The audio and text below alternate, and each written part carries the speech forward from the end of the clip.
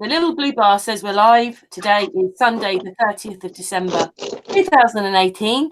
On the panel is our Patricia. Maybe Flat Earth Dude will join us if he's awake or not busy. And obviously special guest and family, David, Indigo Channel, Sovereign. We're doing, this is teachings. This is being lessons to help you about interactions with the bailiffs, officers, agents. David. Yes, we'll have a little bit of informal fun. Excuse me while I get to the safety. Yeah, a little bit of informal fun, and we'll take questions and see how we go, sister. Yeah, thank you. Oh, cool. So you can see the chat room then. No, I'll need to get another. I'll get another handset and do that. I quite like the way you do it though, but you make it look so easy, David. I know it isn't easy, and I know it's a lot of practice and learning, but you make it look so easy when you do it. And I'm thinking, if they came and knocked at my door, what was the first? Because you have a reaction, don't you?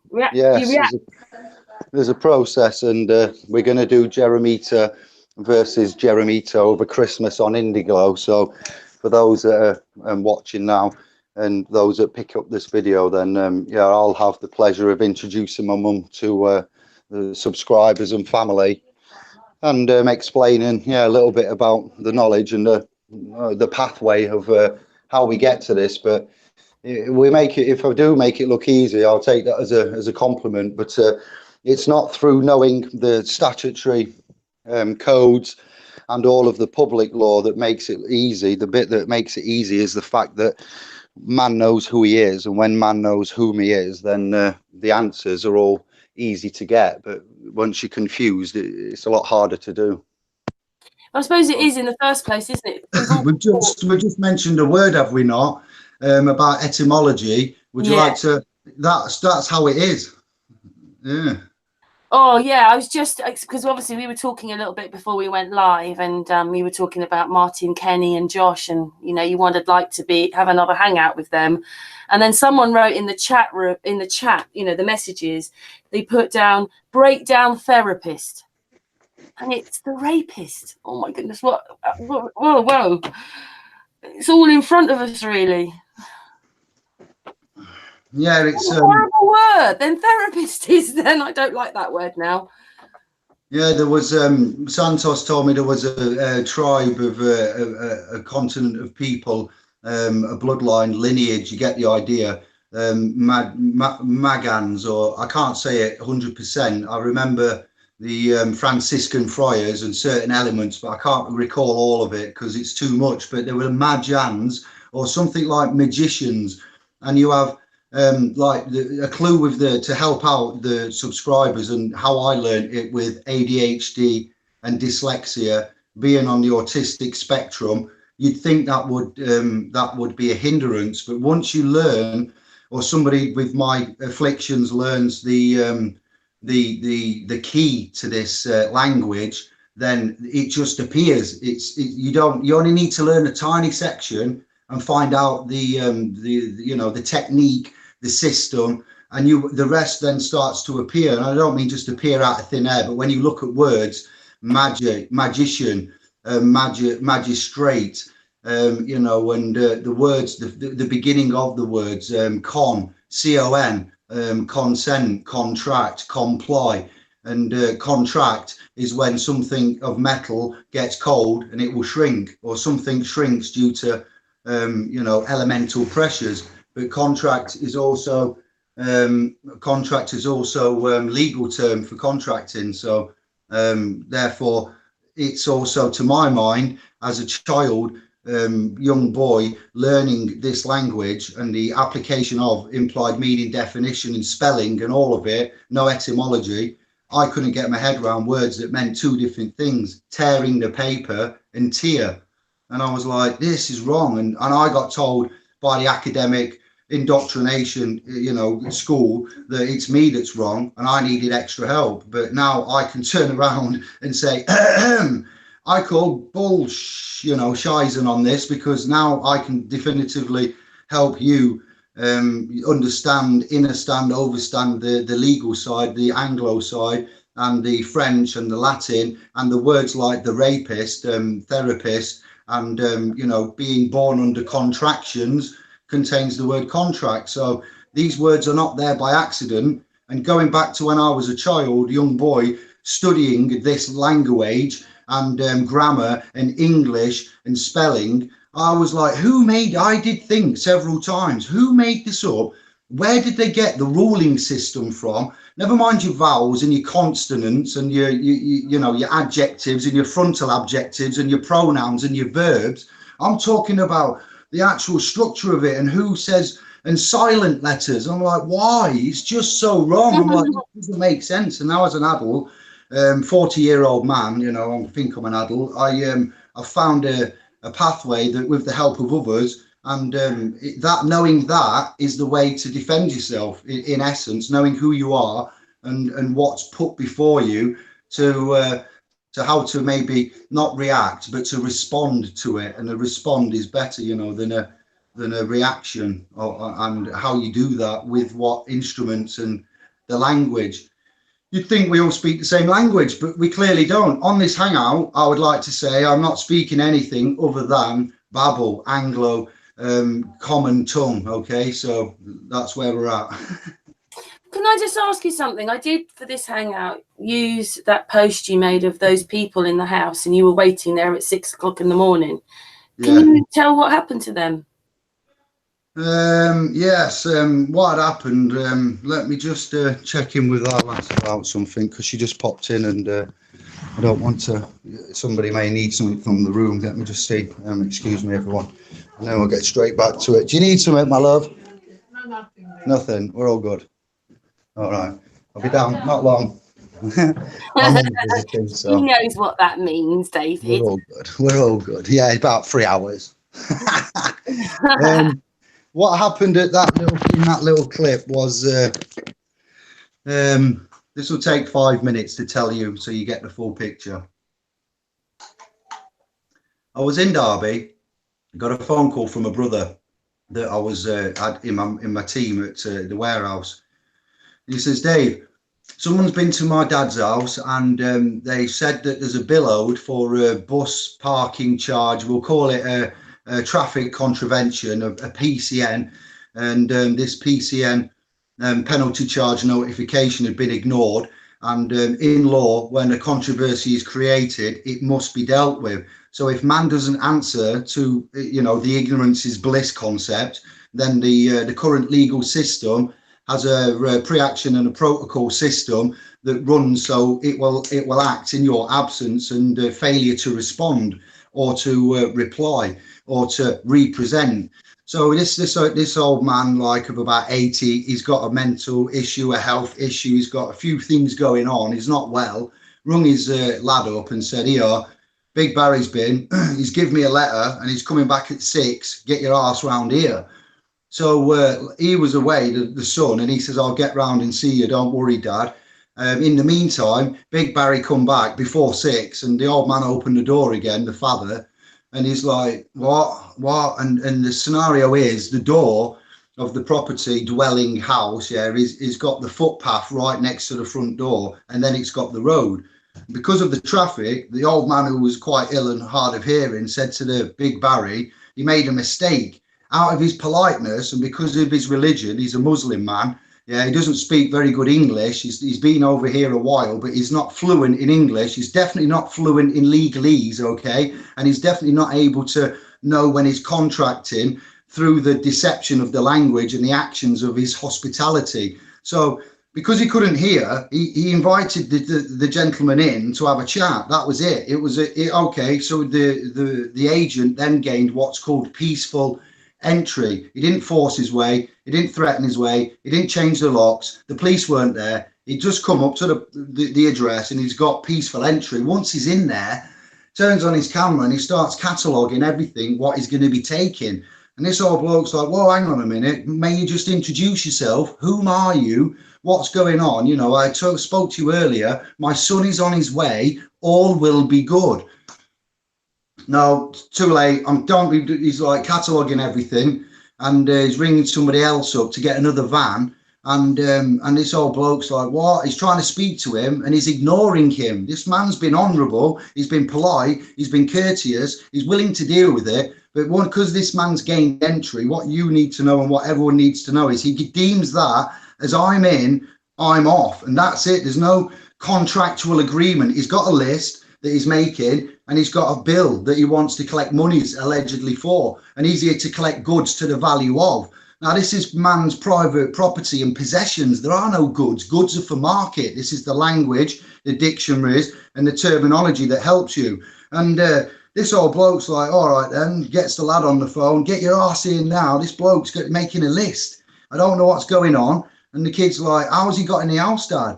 He's like, well, I couldn't hear him, so I've opened the door and I said, come in, let's have a chat. And now he's just doing what he wants. That's a fact. That actually happened. So, the son gets there and says, right, he's rung me though on his way, the son. And I said, right, you need to ring the police and tell them that there's an agent in the property that's not gained lawful or legal access. He's gained access under deception and is now committing theft and trespass. And tell them that on the phone before the officers get there, to give them advance notice that you are calling up for them to protect and to serve under their duty of public office. Now, that's not an oath. That's a duty of public office. It says to protect and to serve for the corporation, which is the police. They are a private, non-public organisation. They're run privately. They're paid for privately. We've gone down that route many a time. So he's rang the old bill. He said that the police, the constabulary, sorry for slang, because I do respect them, the ones that do honourably execute their duties as required by man, and some do. So for that, I'm not saying that they're bad. I'm not giving them nicknames. He called up the constabulary and he told them what I said. They turned up at the property before the son. The son gets there after and he rings me and says, right, let's speak to my dad. And I speak to the dad. I say, what's happening? He says, the police are here and they are helping the man. I'm like, are you having a giraffe? Say that again. That's a bad line. The police are here, David. They are helping the man. I'm like, okay, I need to speak to the officers and I need your permission to do so. I'm going to act as your agent and I'm going to translate for you and your son, who's my mate. You know, he works for me in the warehouse. And I said, all right. So then he puts me on speakerphone and he says, hello, officer. This is my lawyer. Whoa, I'm not a lawyer, but he didn't know. And he says this. So that was a bit, full on. Officer hears me on speakerphone. And he says, what do you want? And I says, hello there. There seems to have been some confusion. I says, may I take your name and look at your warrant card? And may you produce ID for your status, capacity and everything to these two, fellows that you've come out to help today. I've got to keep the names private because it's a real thing that happened. I'm not going to breach data. And so they were a bit ambiguous about that. And they wanted to give collar references. And I said, that's not enough. We need the full name, not John Smith, John Smith, not PC Smith, John Smith. And I'd like to see the warrant cards for what, I won't get into that, but your ID. And I said, are you here as officers or are you here as under your oath as constables? And he replied, what's the difference? And I said, there is a big difference. Officers work for the Crown. Sorry, let's mute that. Officers work for the Crown, I said, and police constables are here under their, duty of care, oath to uphold impartiality, show due diligence and follow the law. Stop harm, injury and duress happening, which is what's happening with this trespass and theft that we're reporting right now. And he said, I'm not really willing to speak to you. And he hung up. And then I rang back because I put him on his toes. That's what you get, resistance. So I then anxiously rang back, got put back onto speakerphone. I said, I believe we got cut off. I didn't swear, didn't get angry. And I said, about the authority now. I said, I've advised this, my client, because he's effectively my client. I'm now trustee and, attorney at law at this point in a private capacity, appointed by this man and that lad. And I said, so I need to know if you're here to help and stop the trespass and the theft that's happening at hand, and whom is here in the room, because I will be on my way soon and we may need to claim for damages. That puts them on the toes a bit more, because if you're going to break the law by enforcing public code, you can't break law by enforcing company policy, because that's wrong. That law is law and policy is lower. It's policy. So I pointed that out, and I asked for any papers and warrants and execution of warrants and these kind of things. Like if you've got an order for taking control of goods, I'll point out these are private property and possessions. There are no goods. And we need to address this because this lad doesn't live there and is an administrative error and it's going to cause a mass amount of damages. We need to stop it and respond to it correctly. So is there a warrant and your IDs and what capacity? We got there and you give their ID. David, can I ask you something? Can I ask you something? Was the tickets for the son then who wasn't living there? And they were coming round to that house to take the goods?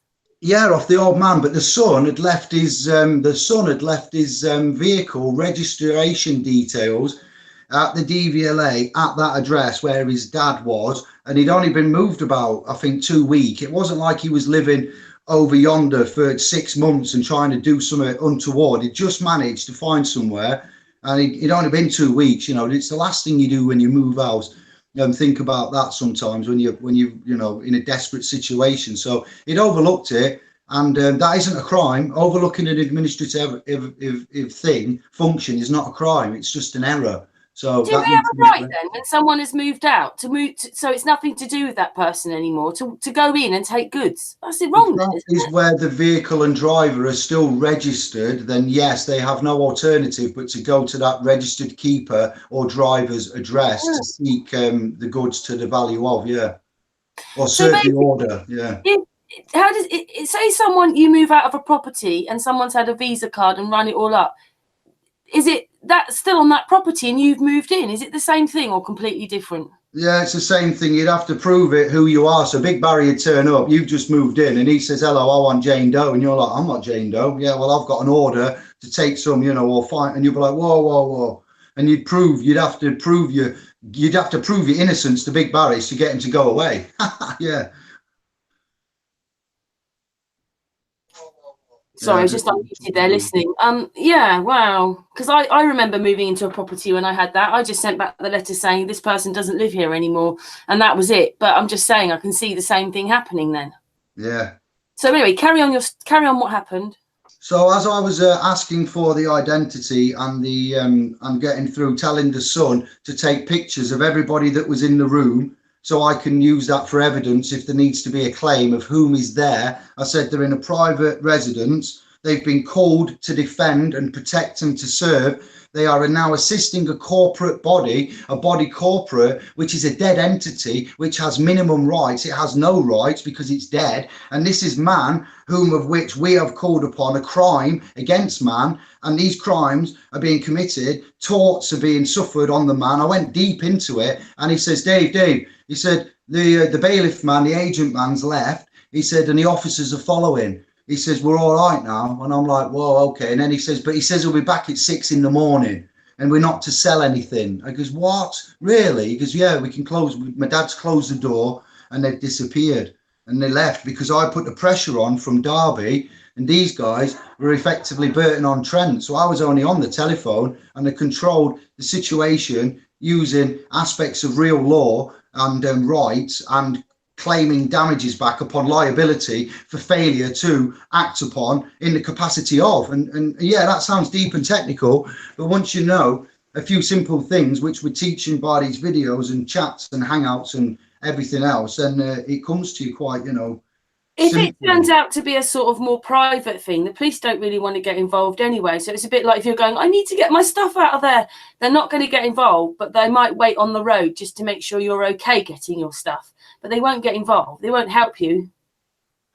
Yeah, that's what we call a civil dispute. When you have a common law civil dispute, it's a different thing, yeah, because they used to call that a domestic back in the 80s. Oh, it's the domestic. It's not a crime. It's just a civil dispute. So in the 80s, it was widely recognised that men having too much beer and Nicky Lauder and going home and smashing hell out the family and wives, which was common occurrence in the 80s. I can testify to that. They'd turn up and they'd say, oh, it's just a domestic, and they'd walk off. But yet there's blood and items damaged. There's criminal damage, but yet it's just a domestic. So it's civil, but it goes borderline criminal sometimes, this civil area, of which it gets messy. So they just go, no, it's too much paperwork.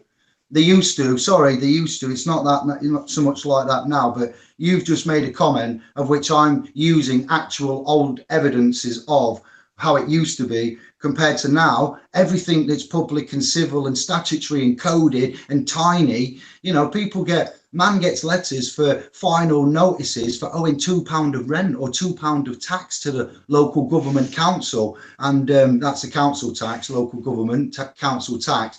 You owe 50 pence, you'll get a letter and summons, and they'll make a mountain of 1,100 quid out of 50 pence, and that's the system you're in. And if you think that is any kind of lawful, just, right and proper, it's not. They're not there to help you. Most of the time, if man calls up for an officer and you get an officer, they're there to serve the crown. And if you're classed under the assumptions and presumptions as the Mr., the all caps, the date of birth and the surname, then you fall into citizen and person, which gives them senior authority because they govern they. And that's where we then have the power to go above. Everybody says it's gone like man is here and government is above now. We've switched, and God, you go religious if you want, that's fine. And we can argue that. And the separation, it's incredible. It is, but it's simple. I'll take questions from the chat room. We're loaded up. I'm ready to go. And what happened at the end for these people then? In the end, the officers, I went back, didn't I? That video, what you've used then, is the rendition of me turning up at 5:05 and waiting from then, because sometimes they'll turn up early and going live for a bit, just letting everybody know that don't feel threatened, don't feel intimidated. Removal of access and implied rights will have been mentioned. Common law will have been talked about. And also crimes, and then what you can do to ask for the let me think now, because there's two types of debt here. There's a debt that's been sold on and the company have now bought and are collecting for, or there's the fact that these agents and debt collectors, bailiffs, have acted upon instruction from a client and haven't bought the debt, but are working to get a cut of what they collect for that client. So I was explaining all, because it goes a bit deep there with the debt collection. It's just the two sides of it, and you deal with them slightly differently depending on what they are. These were collecting on behalf of a client and hadn't bought the debt. So that means you have to act by going out and facing them still, because they're acting on a client, and we need to give them a cease and desist and get them to pass the debt back to the alleged creditor, or the alleged debt back to the alleged creditor. And then we correct the trust relationships within that once that debt's gone from Big Barry back to the creditor. But you need to stand there and you need to, this is law, what I'm using. If you're wondering what I'm doing there, I'm using the law of man and the heart, mind, and this is what I didn't go to uni, I didn't got a certificate, I'm not a graduate, and I'm not associated with the bar, but I can stand there as a man on the street with more power than Big Barry and the alleged fake, clown court alleged warrant for good possession, execution, you know what I mean, of the capital, and these are the things in the state and the county and the district, and they're not people, they're all offices of working for ultimately upon high and the Romans. And so I give to you this, because if the Romans are going to proceed to have this war upon man, and we're in the winter of discontent, and there's a lot of horrible, nasty stuff going off, then the least we can do is do stuff like this in the time of Advent and goodwill to all man. You need a boost. So here it is. So basically, the thing is about interactions with bailiffs and officers and agents. So there is a way of talking around them, isn't it, if they come? That's what the point of this hangout is. So if anybody's got any questions they'd like to ask David.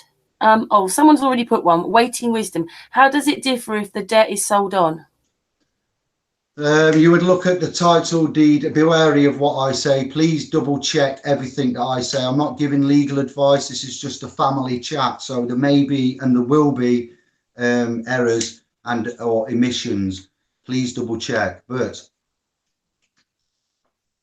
say you have a debt, alleged debt, with a catalogue, council, credit card, car finance, anything, and it's got a reference number, then you get into you fail to pay and you get into default and into arrears, and the account goes into debit, and you know it goes into collection stage.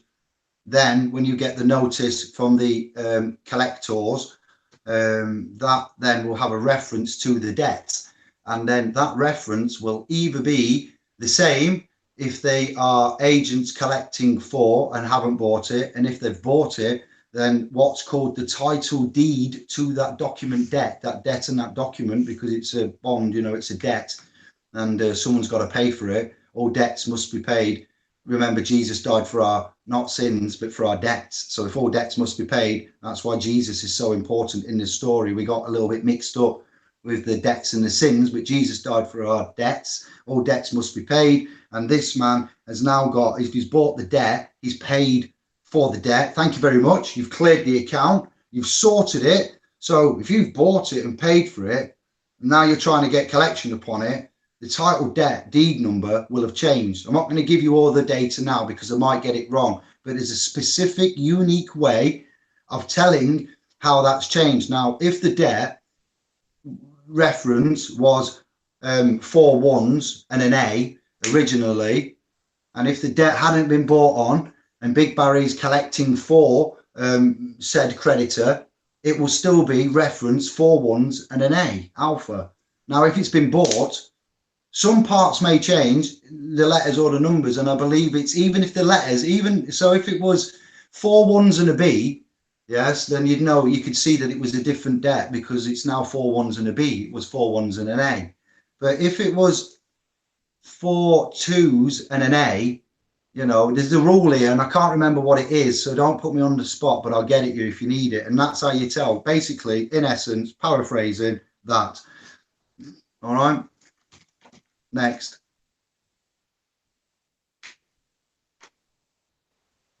I'm looking in the chat room. There isn't actually another question. I'll see a few of the usual suspects, 45 viewing, so I'd like to go. Boss. Here you go. Here's one. Alan of the family, Richardson, says, what would you say if a DCA only release a car clamp after you set a payment plan? What would you say? Could you define DCA? District something attorney, I'm thinking there, but the credit agency. They will only release a car clamp after you set up a payment plan. No, because it depends on the debt and what stage it's in. And if somebody clamps a car, then it depends where they clamp it, and if we're given a lot of variables out here, because if you put said property, asset, car on neighbour's drive or somewhere else, they can't go on there and clamp it. There's rules to this game of clamping as well. So let me get the comments up. I need to know what a DCA is, just for complete clarity. I think it's something debit collection agency. Not, I was taking the mick with district something attorney.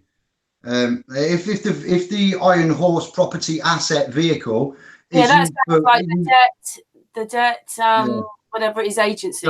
Yeah. Just for clarity, because if I assume, I'll make an ass out of you and me. It's not that I don't know, or I need to know what you mean.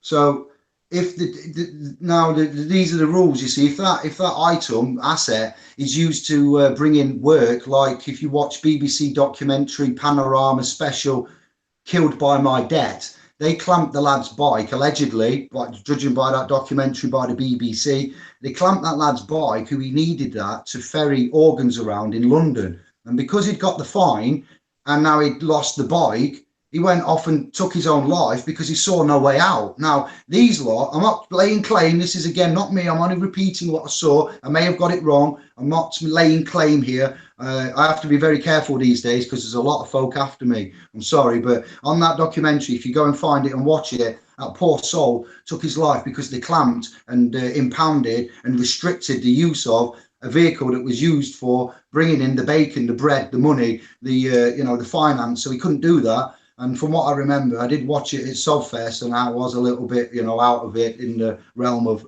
excitedness and late nights. But I was quite, disturbed by that. So on that same front, they need to know if the vehicle hasn't been paid for and it's on HP, they can't touch it. So there's rules here. So that sounds an easy question to ask, but again, it's very complex, and I need to know a more structured question to give you a defined answer. But by going like I have just done there, I think I've given you an awful lot.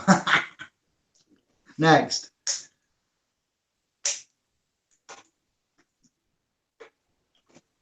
This is fun. I'm liking this. Going through. I'm looking too. I'll help you. Someone wondered whether it was DVLA, but I think it was the Debt Credit Agency. That's all right. We assumed well, but we can't assume. Oh, David, Awaiting Wisdom says this guy is amazing. Oh, bless. But we are amazing. You are amazing, because if you're watching me instead of the box, or playing on the sex box, or out there having a bash and drinking, whatever, and partying and being in ignorance is bliss, then the fact that you've got Wi-Fi, you pay for Wi-Fi, you've got a handset, you've got a laptop, and you keep this going, this level of, then I salute you in a non-military way, in a brotherly, sisterly way, because this is where the revolution is at. It won't be televised, it's just interactive. Yes, but it's there, isn't it?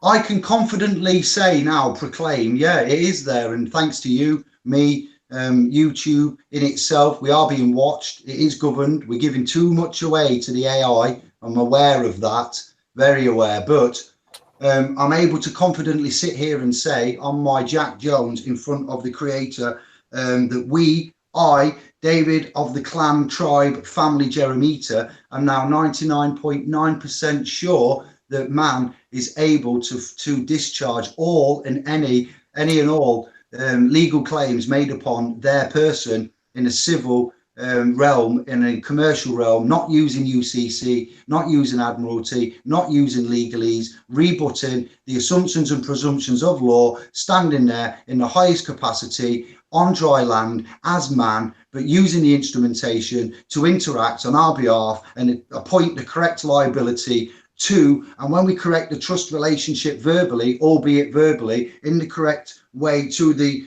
appointed fiduciaries, and hold them to contempt under their own rules, like the 1911 Perjury Act. Show Ryukin! It's just a proper little moment that I'm telling you, there's just nothing anybody can do. You know who you are, where you are, what's public statutory code, what the law is. And again, you are seeing that the law and the righteousness of these realms is how we win. And they will show ignorance, they will show anger, they will show vexation, they will get tools and weapons and lights and sirens and gangs and dress in black and send you horrible notices and threaten you. And it's not a nice game to be playing. And when you see that, and I'm sorry to say that the Universal Credit family that we're trying to help out here, don't forget with the DWP, ESA, P900s had a little dab of that and found some success. We'll keep it, protected. But there's a lot of the realm that are finding that they hear what we say and they come and have a little go, like that comments just said there. You're amazing, because not only do you listen, you go and double check. You think, okay, then we'll call him up on this, and they go and they use, and they go, do you know what? We've actually had, and we're getting more testimonials than we've ever had. We're expanding. The email box is heaving. The Rastafari are coming over. We're all joining up as one family. It's truly a unique and an amazing renaissance of which is going off, but we are well behind. We are so behind. I've got some questions here for you now, and I think two of them are related. So Waiting Wisdom said, can anyone collect the debt?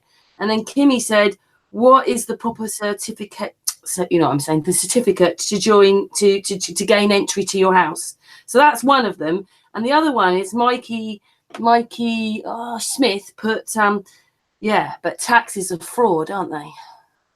Taxes are only a tax. A sovereign cannot be taxed. A man cannot be taxed. Income, well, we've talked about income and what the definition of income is. We have an outcome of our input of energy, an output of credit system is there. There isn't an income for man, there isn't an income for a person, but persons are taxed and militant combatants. So when you look at the UNIDROIT, and the Lieber Code, oh my days, those alone will box you up. But the UNIDROIT and the Lieber Code, alongside the paper proclamations of the Roman Catholic cult, we'll call it a church, and the Bull Papils, and the subsequent creation of the crown by them, Eterni Regis and Convocation, and it's just deep. It's so deep. But those two bits there term and deem us, under assumptions, presumptions, under the legal capacity, because it's unrebutted under status correction, as the militant combatants. And to cement that, we'll go, you more must have had a letter saying to the legal occupier.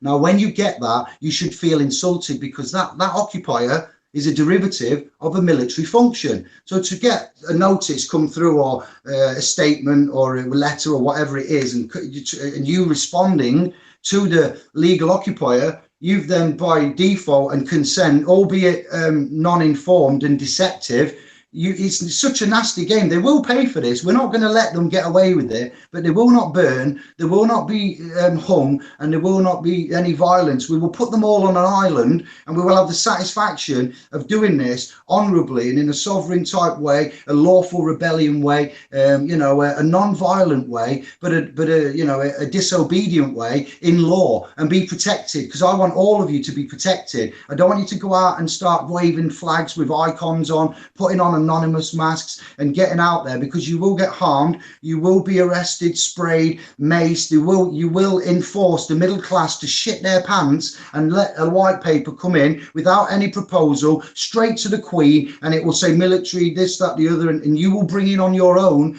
I've seen it, don't worry. I know, and we need to stop that, and we need to make you all 10 men. And so you don't feel the need to go violent, because you've got the defense within here, the defense, and here and here. So you think it, you speak it, and you know it. And the last one is there. When you got it there, and it's there, it just flows. And that's what I've done. And I've had to immerse myself into that. So that's the answer for that second question. And the first one, you'll have to remind me.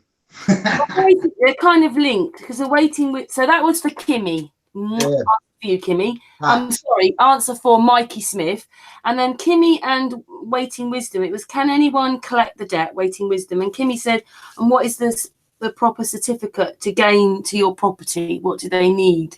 A warrant of entry signed by a judge with a legible name and wet ink signature. I won't be taking no photocopied digital versions of warrants of entry, warrants of execution. Let me think. So you've got a warrant and an execution, an order. There's usually an order given. When you give orders, it's a military function. The Attorney General or the judge is given an order, and he's ordered that this take place. When you give an order, you should get a bill. That's the functionality of the system. The Bills of Exchange 1882 will clarify that for anybody who doesn't yet know. When you give an order in a restaurant and you eat and you are full, you're about to leave, you ask for the bill. When you go to the internet and you use your international, UCC commercial instrumentation, and you go on eBay or Wish or Geek, or, I'm just saying, like USA, China, Amazon, Asda. I'm trying to say many now because I've accidentally said a few corporate names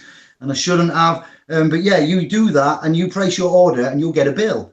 So a statement. So that's how the world works. So once the judge gives an order, we should be giving a bill, but we don't. And that's the first part. But the order is for taking control of goods, and you can search for on any search engine. And I'm going to put specialized forums on spowspro.com and put the evidences and documentations and government links and orders of all of this referenceable in the public domain from the .gov. And then we will talk about what you see about the orders for taking control of goods and the warrants of executions, and how a warrant should be done, a proper warrant, what warrants are being exhibited as legible proofs. And like I said on the telephone, going back to that guy who had I was in Derby and this was happening in Burton-on-Trent, I got remedied, for that situation via a phone. And all I did was request what I told you in there. So it's all there. That question's been answered previously. We can go to the next.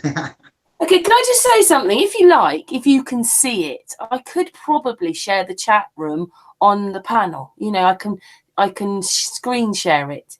Go on here, Bobby. So you can see the questions. Okay, cool. So some people are coming in the chat room right now, and obviously someone else said, who was it? Nick Mad said good show. So there you go. Thank you, Nick. Respect. You know him, by the way? No, I'm just saying thank you and respect. A few people awaiting wisdom wants to link up with YouTube. you. Steady. It's okay. My mum. YouTube. Giaramita and Giaramita. Debut. Yes. Hello there. Sorry, I'm doing questions. No worries. Yeah. I just come to see what you're doing. Sure. Hello, carry on. Sorry, sister, go on. It's all good. Yeah, so Matt, awaiting wisdom would like to link up with you. His channel's been put on, you know, the link of your channel, or someone's put a link to you on there for him to get in touch with you. He wants to and he also says mum or sister. He said what?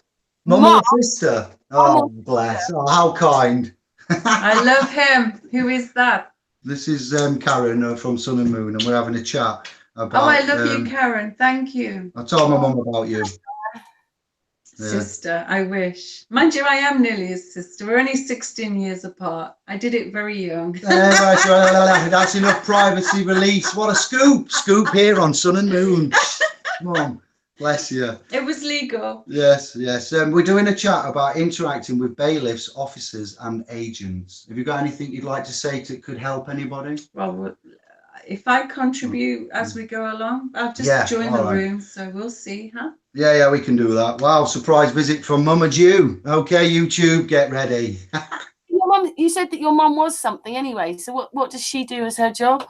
She's now retired and just chilling. She does Reiki, is it, and holistic. I'm a Reiki master in Greece, and I do yoga and Pilates.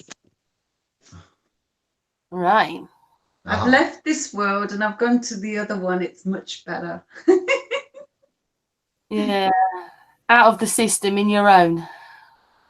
And before out of the system and into your own one. That's right. The world. Oh yes, much better. It's scary but good. And before that, she had 20 years at Derby University, involved in the lecturing tierage system as a lecturer, and ended up head of law. Criminology and law. Not law. I was a lawyer, but I used to run 2 degrees at the University of Derby. Yeah. We won't shout that name out. I don't want to applaud them. Yeah, so I've had a bit of a checkered life, but it's all good. What about you, sweetheart? Me? Well, I've been a mum for 30 odd years. Married, book off, do they? a wife. I've also had my own social club and do Sun and Moon. So that's my accomplishment. 4 children, 2 grandchildren. And actually an accomplishment is paying the mortgage on my house. Yeah, bills. Yeah. Debt slaves. We're all debt slaves. Exactly. But you're happy. Are you happy? Yeah, I'm okay at the moment, thanks. But probably not as free as you. Right, so we're gonna. I'm gonna bring it in. I'm gonna bring it back in, sister. That's nice to meet you. We're doing good. It's all my fault. Bye. Oh, she's leaving. She doesn't have to leave. No, I didn't say that. She can stay. I'm just bringing us back on track to the questions. Hello. Okay. Yeah, it's all good. I'm a little bit scared. Don't be scared. This was unplanned.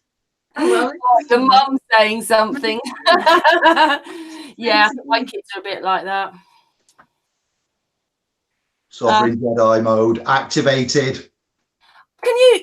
I know that obviously you want more questions, but do you remember I put one up that you did? I really liked that one where you were in your living room and you were a bit like, oh, you were talking about Channel 5, and it was a bit like, oh, and then you get a knock at the door, and what do? You open the door and you let them in rather than It was about the police coming to your door. Do you want to explain that a little bit? Because that just helps people, because this is about learning to do things differently and not, you know, knowing that there's a different way to do things.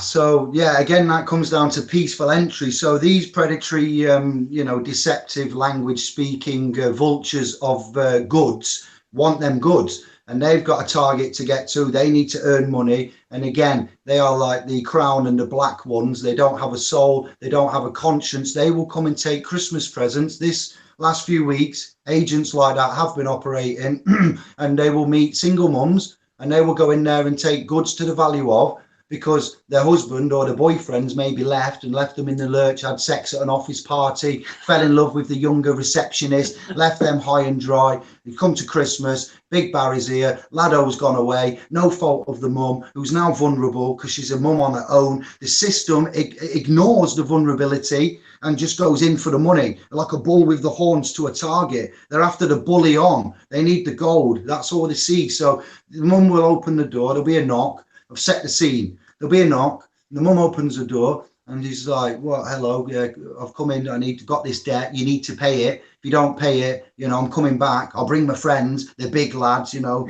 The people that do this job aren't wearing suits and ties at FYI. They're big hench guys with tattoos, gold chains. They look, you know, the business. They wear cameras. They might have stab vests on, you know, single little lady, whatever, old age pensioner, elderly man, mentally disabled, physically deaf, you know, in a wheelchair. We'll even include that. Knock at the door, opening in it. He's coming in. He doesn't mind. You know, he will have certain degree. Again, I can't classify them all. But from what I've seen from certain companies and what the BBC Panorama highlighted and what my trust and, you know, in effect, charity work that I do is finding out, I can give you first-hand knowledge from me by my interaction over the last 2 to 3 years. They are soulless, 80% of them.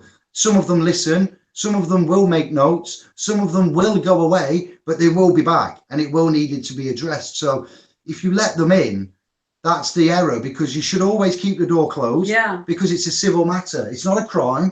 And if there's an attending officer, he's only there to keep the peace. So if anybody needs to know for safety, the officer is there as an officer, not a police constable. Check the status of him. He will always be an officer. So he's there to do duty to the Crown and the Crown collection revenue. But he can't publicly say that. So what he's doing is waiting for his first chance to get you in on a statutory infraction. So you don't open the door, because if they could come in, they'd be in. There wouldn't be a knock. There'd be a bang. And you'd be like, "Whoa, hello, what's happening? We're here. You've done a bad thing. You're coming with us." That's how it'd go down. But they're knocking at the door. All right then, so they're knocking at the door. There's no bang, there's no crime. So what happens here then? We open the door. Well, once that, you put your foot in, you put your shoulder in, and he's having a chat with you now, and you're on your own, you've got your children there. All right, come in, we'll talk about the debt. You've been honourable, you've opened the door, you want to talk about the debt. He's gained that, he's got entry successful. Next job, identity. Who are you? I'm Jane Doe. Okay, Jane, where's John Doe? Oh, he's left recently. Okay, is he coming back? When will he be back? He's not. He's ran off with the receptionist at work. Starts breaking down. So he'll, you know, that's it, isn't it? Walk-in possession. So when they walk in, they have possession. If you don't let them in, there you go. You're not obliged. And then they don't have possession. So the biggest mistake is opening the door. Don't open the door to the bailiff. Communicate through a window upstairs. Yeah. For sure. Here's one for you all.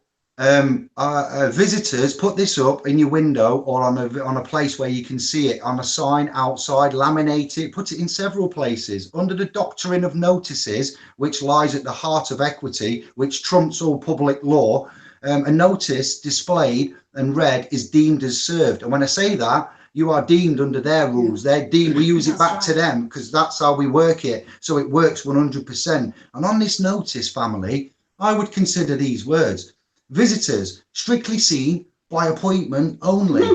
And then you put a contact email. So then they can't come because you've given them a sign, and it's like trespass. You can put that up, private property, and visitors seen strictly by appointment only. You've noticed them. They come now knocking, they're harassing you. You've put a sign up, it's lawful. You can ring the constabulary and say, "Hello, I've got a trespasser on my property. Come please." They will come. They will see your sign, and the police will then say, well, they've put a sign up here saying private property, trespass. You don't put common law applies exclusively, please. We'll talk about that later if anybody's interested.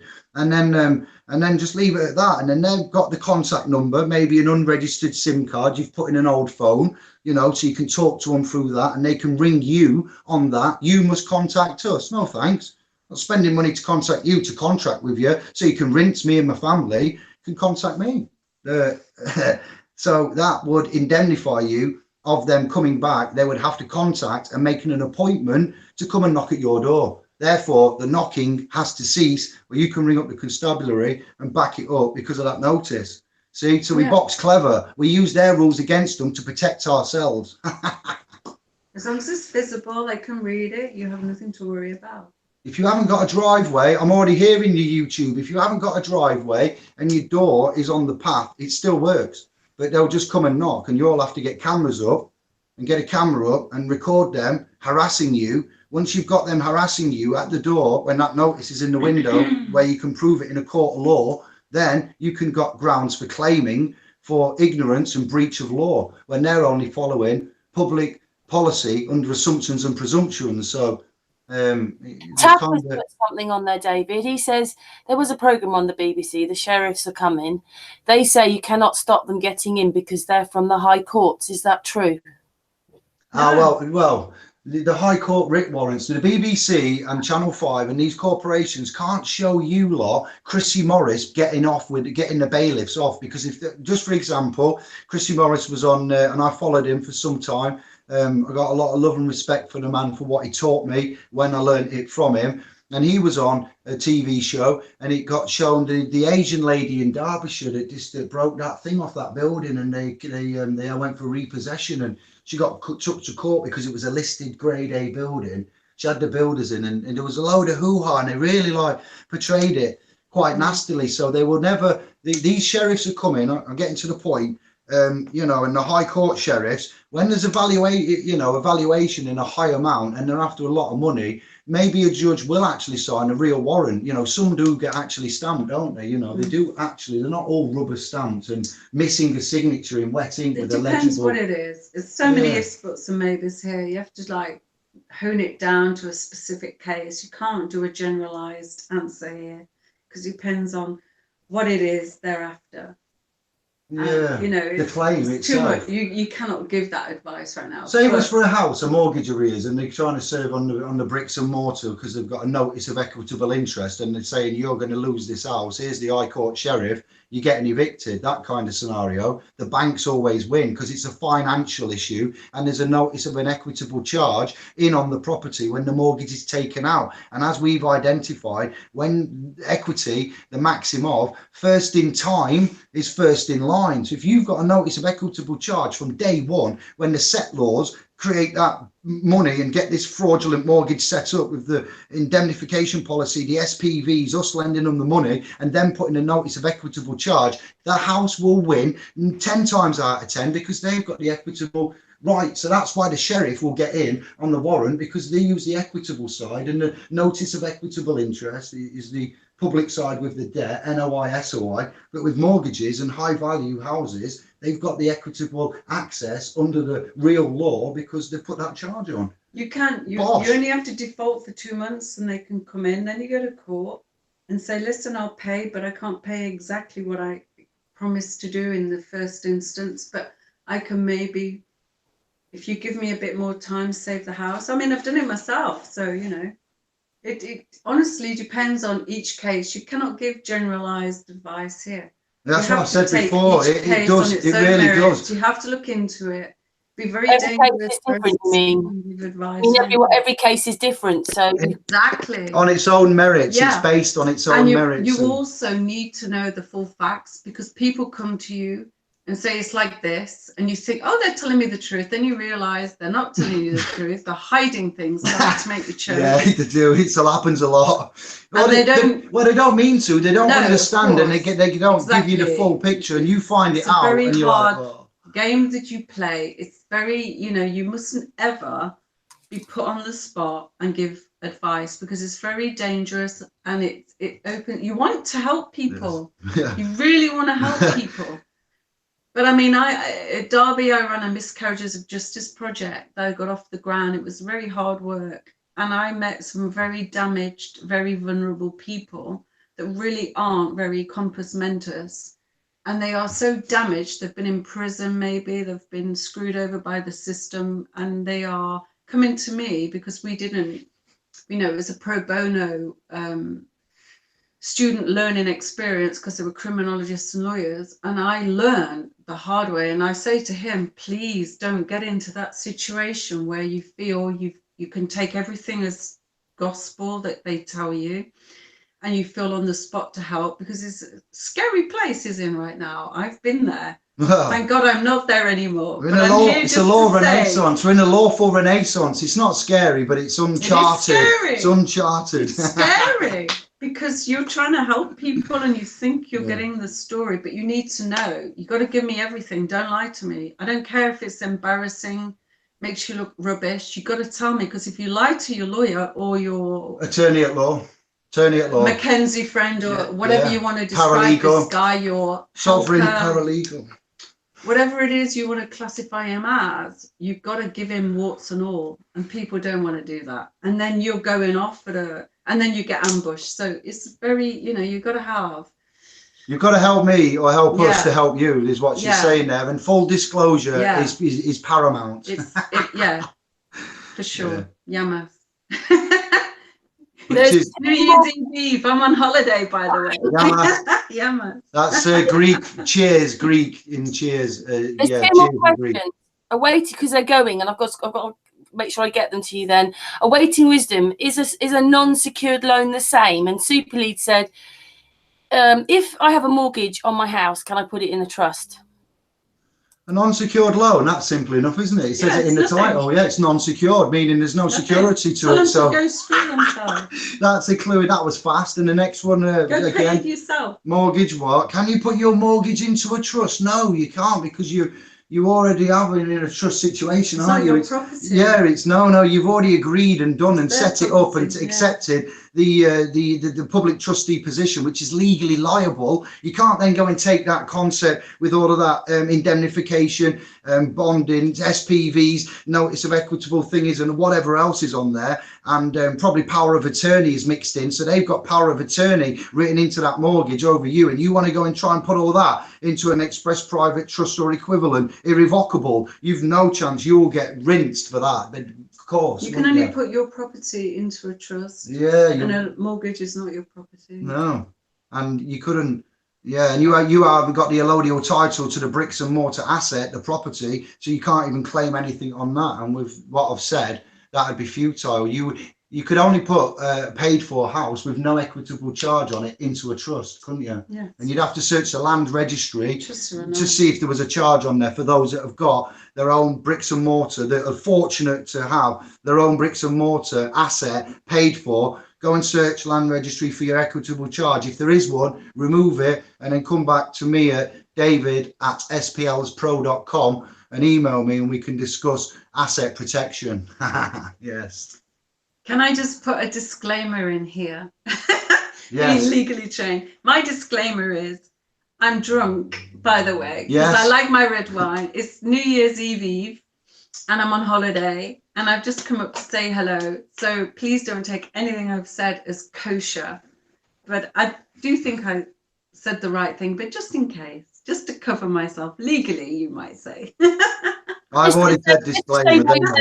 Thank you, man. Bless her. You must be proud of David doing all this. I mean, I've known David for a while now. He's such a lovely man. He's so kind and caring, on top of all the information he knows. He's an indigo child. Yes. You know indigo children, right? Oh, David. Go. Stop it. No, what's happening? It's Do you know about indigos? Yes, I would. Of course. They do. Yeah. So there you go. It's my fault, but there you go. Bless you. Such is life. Yay. No, I am, because you know something. When he was 8, you'll hate me for telling you this, but I know I was going to do this. I had a premonition this was going to happen. I wish I did. So here it is. When he was 18 years old, he said to me, Mum, why do the words move around on the page? And I went, you seriously telling me that at 18? Having messed up at school because he was bored, he was too clever.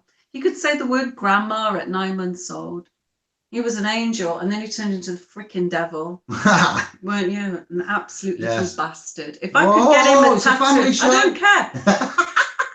If I could get him a tattoo, it would say little BSASTARD or whatever the hell. Yeah. We're both dyslexic, by the way, but that makes us geniuses, and he's an angel. I love him to bits. Thank you, Mum. Eventually. Yes, I am very proud of him. He's found his role in life at last. Anish, he's a really clever person. Yes. No, but I said earlier, sister, if you remember, at school, I did struggle, and I was called a spastic, retard, ADHD, weird, hyperactive. And I struggled with language because I could see the language and the problems, and then as I got older, and that's just reinforced what I said. So, yeah. David, I was called me to drug him with lithium or something. No, but when he was a kid, I went, "Are you serious? You want me to drug my baby? Are you mad? Why would I do that?" So I just Ritalin, not lithium, Ritalin. Oh, Ritalin. Yeah. Sorry, guys, yeah. Ritalin.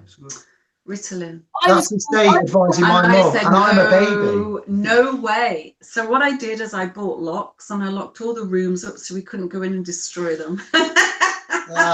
I'm giving you it now. I was called the same. I was called the same, and all it was is in the 60s, late 60s, early 70s, they piloted this horrible thing called ITA, which was a totally different phonics, and then none of those places which had piloted it told the next place we'd all been taught this. So basically, there are thousands of children my age artificially dyslexic, but I bet most of those are the awake ones because I missed the whole of my junior education. There you go.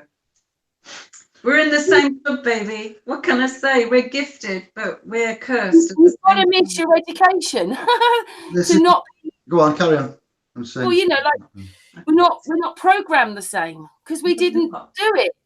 The program, and it's great. We are gifted and happy, but they want to put us down. But they know, in the end of the day, we're going to win. I know it sounds crazy, and I've just had many lovely conversations. I've been taken to places by the angels. I know it sounds weird, but that's the world I'm in right now, and I don't give a rat's ass what people think about me. I'm just going to go with the flow. And I was told to come up here and talk to you, so here I am. Oh, can I ask you something? Obviously, David Niche is the leader, right? But he also knows we're not a spinning ball. Is it the same for you? We're not spinning balls flying through space. No, quite the opposite. We're chosen. We've been sent here to try and save the world, basically. If you want to put it down to that level, our job is to try and rectify what the hell people are trying to do to this world. And we're on a losing battle, but we're trying because that's our job. We have no choice.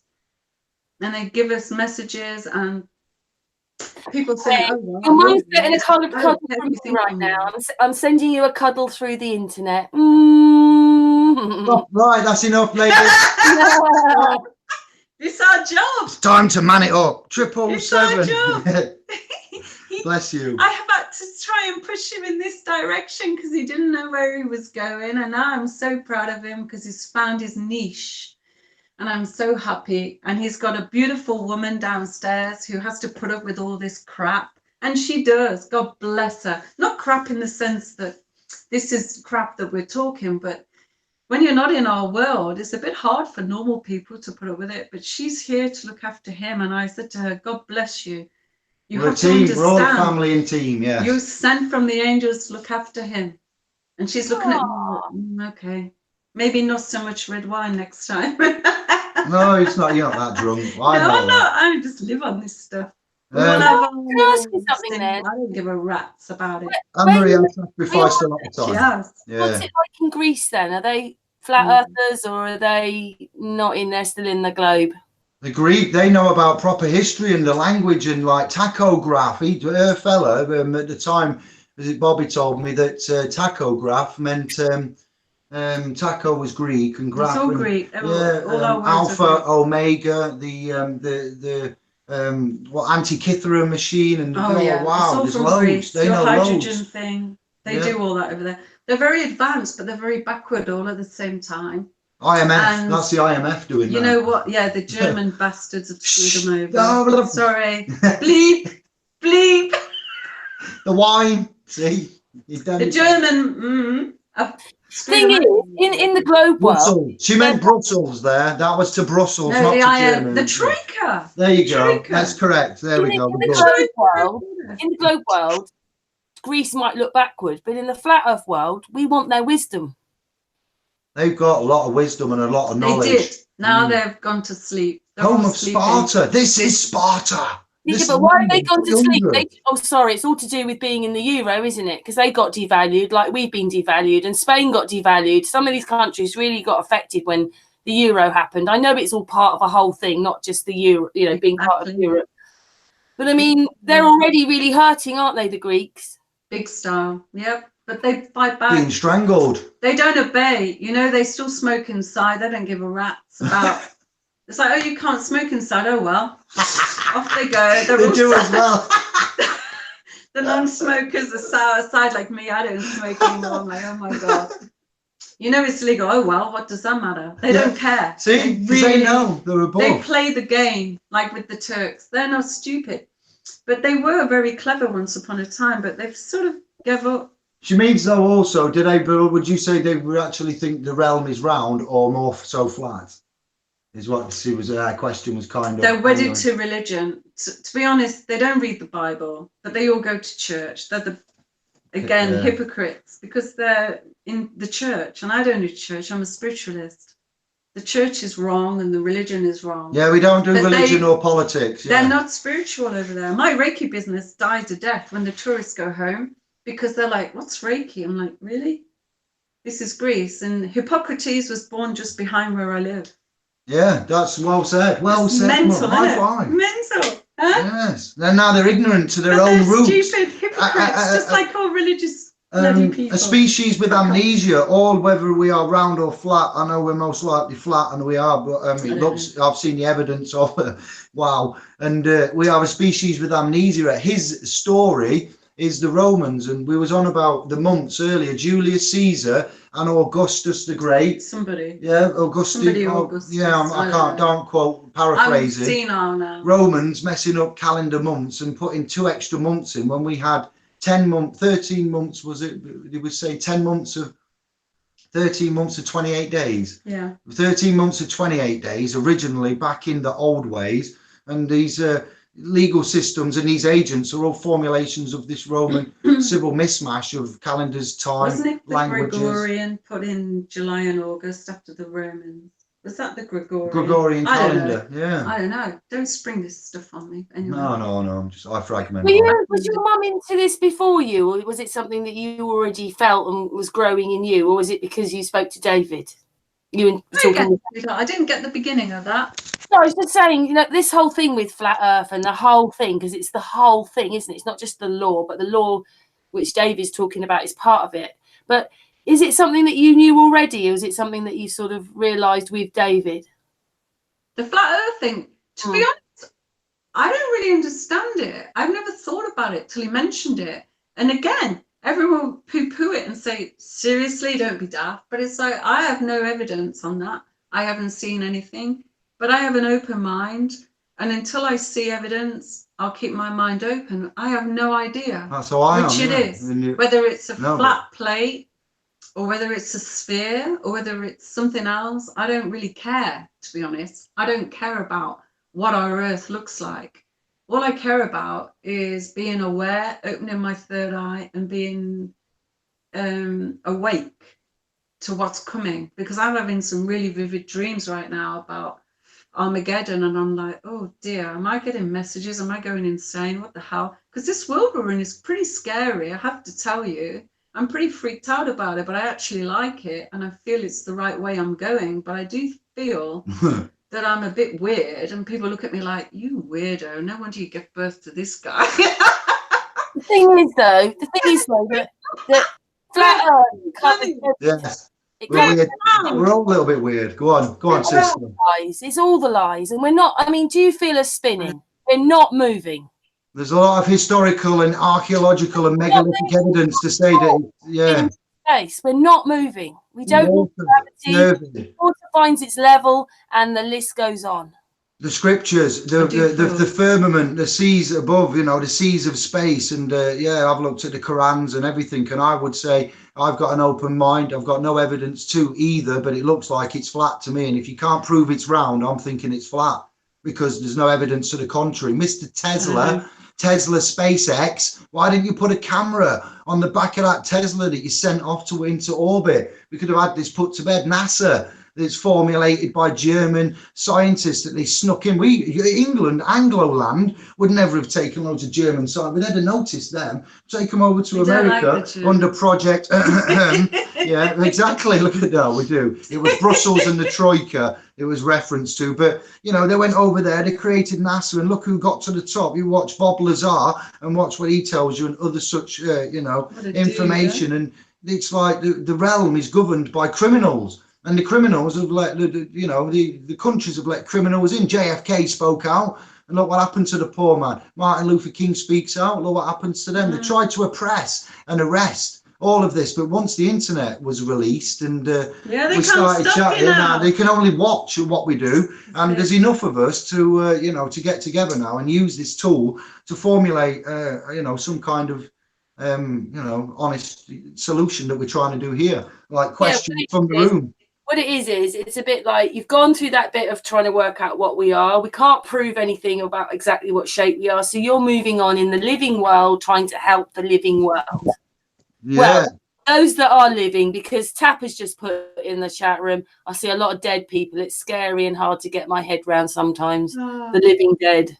No, that's it. They see the legal realm. The zombie. The legal realm is French. So French, and we have Latin and French, and we have Babel in our speech right now. So legal is L-E is French for the, and gal comes from Gaul. It's a gut related. I don't know if you lot have got. I don't know if you lot have got the stomach for this, and you probably might hate my guts for me saying this. You see, so I don't want to lead you down a cul-de-sac. But, yeah, and it's like where the language and things come from. So, you know, it's I forgot my point. I just think it's absolutely incredible when we stand there and we're sort of going, 2019, and we're so futuristic. Tomorrow is so nowhere. We don't know nothing. We don't know what shape we are properly. We don't know where we are exactly. We don't know what the sun is. We don't know our history. Politics is a lie. Education is a lie. And everybody out there thinks they know everything. We know. But yeah, and it's assumptions and presumptions, and we are fastly, and YouTube is rebutting them. So just to top off what I was saying, legal and the dead, the legal system is the goal. And you know where it comes from now, and that is not lawful, and it's not righteous. It doesn't come from the creator up on high. It's an invention, a manuscript of man to some extent. And the legal system only interacts with the dead. So when you go to the domain, the lower de facto, you know, dominion, non de jure court, and they are not trading bonds without securities, and you go there and you say, I am the man, the body and the flesh. Well, great, that's lovely, but he can't hear you, the judgy banker over there, the robe in the setting that I'm saying, district, county, magistrate. So they can't hear you. Why? Because you're saying you're the body in the flesh. So that's where we tell you always that you are all alive and you are all living. You're alive and kicking, and you are gifts in the present. You are shining stars of your own, and you have the, you know, the autumn and the dome and the temple and everything that you need within to create your own kingdom of heaven as such. And I'm not telling you this as a Christian. So, you know, it's the dead the court will interact with. And when they say, are you Mr. David Giaramita, they're asking me to take that crown copyrighted, all capital Dominicus, ancient, you know, we've properly done this. We can stand and rebut it all. And that's when the living man submits his shit, you know, and if you reserve your right, you will lose, you will win the fight. Reserve your right. So that's the motto for this upcoming year. Submit your shit, yeah, and you will lose it. Submit, and you will lose your shit. And if you reserve your right, you will win the fight. And that's the issue. Reserving your right remains as the man and introduces into the court the legal person. and appoints that to that. So we remain alive at all times. And very seldomly do we choose to contract, because where is the benefit of that? And so you can always be alive. You are always living and sentient, and the tribunal, you are never dead. Your legal person is dead and the legal realm is dead, yes? And the man has been hoodwinked into the Latin persona and personam. So the whole world is a stage. Let's put on our masks, everyone, our legal masks, the legal personality. Remember 3 years ago when I first said, Mum, what's this and what's joinder and what's acquiescence and what's that? And you went, oh, legal personality. That's the dead. Veil, yes. Here's veil. Dan and his data self. You must veil have seen incorporation. Yeah, remember the veil, that? That's a religious Catholic type ecclesiastical business dead. All courts are ecclesiastical. Churches, all rise. That's the dead. All rise. Come on, dead. No, we don't rise. You know, I'm not going to get into all of that. So that's how you work it out. We're always alive until you submit and lose your it, you know, and you don't reserve your rights and win the fight. So if every time you need to submit or sign, you're contracting. So when you sign, you might want to sign with out liability.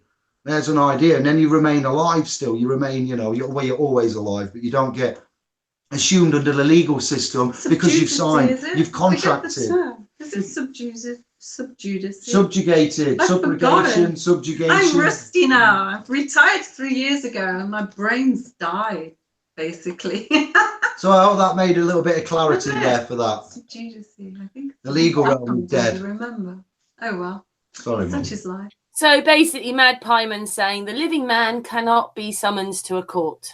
Yes, well done, 100%. Yes. In a nutshell. Bosh. Well done there. It's the old capital name. It's an invitation, a summons. Hang on, whoa, let's go again. Summons. What does a spirit do? You know, what does a witch doctor do in Trinidad or Tobago or Southern America or somewhere? Back in the day, they summon spirits, don't they? What have you done now with the dead? You've been summoned. So you can't summon a man because he's a living sentient being. You can summon the dead fiction and the birth certificate, the personality, the cognomen of Rome, the all capital surname, Crown Estate.